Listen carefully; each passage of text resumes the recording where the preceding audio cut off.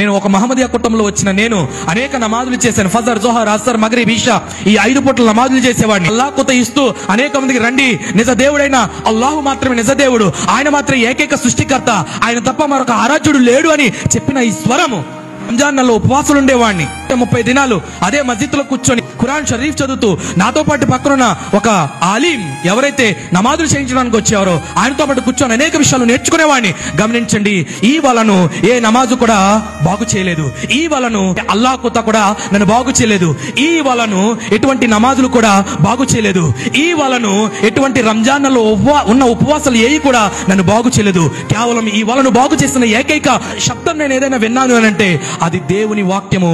యేసు క్రీస్తు యొక్క వాక్యాన్ని విన్నప్పుడు ఈ వల బాగుపడింది. ఈ వల బాగుపడడానికి గల కారణం ఏంటంటే యేసయ్య మాటలే నన్ను బాగు చేసేయి. గమనించండి, ఈ బాగుపడిన ఈ వలను యేసు ప్రభువారు యేసయ్య వాక్యం ఏమాత్రం కూడా మూలన పెట్టలేదు.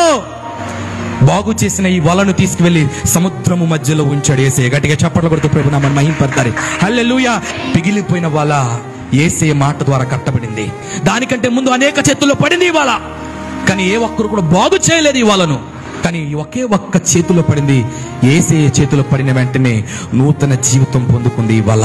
పిగిలిపోయి చెగిరిగిపోయి కనపడుతున్న ఈ వల దేవుని శక్తి చేత కట్టబడింది.